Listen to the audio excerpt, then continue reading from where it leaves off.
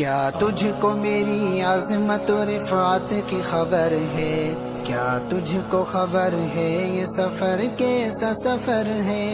मैं हाफिज कुरआन बना रब के करम से, उस्ताद तेरी मेहनत शफक़त का सम पढ़ता जा जन्नत की सीढ़ियों पे चढ़ता जा, चढ़ता जा, चढ़ता जा। फरमान मोहम्मद है कि एक दर्जा बढ़ेगा, हाफिज जो वहाँ हश्र में कुरान पढ़ेगा। हर बंदा मुसीबत में पड़ा सोचता होगा, कुरान वहाँ उसकी सिफारिश को लड़ेगा, कुरान वहाँ उसकी सिफारिश को लड़ेगा। ये हाफिज कुरान पे रहमत की नजर है, उस्ताद तेरी मेहनत शफ़क़त का समर है। क्या तुझको मेरी आज़मत और रिफ़ात की खबर है? क्या तुझको मेरी आज़मत और रिफ़ात की खबर है? क्या तुझको खबर है ये सफर कैसा सफर है? मैं हाफिज़ कुरआन बना रब के करम से, उस्ताद तेरी मेहनत शफ़क़त का समर है। अल्लाह जिसे दौलत कुरआन से नवाजे, इंसान की इस्लाह का एक जरिया बना दे। हसनैन वो एक अहद करे खुद को बता दे, इस नेमत उज़्मा को कभी भी न गवा दे, इस नेमत उज़्मा को कभी भी न गवा दे।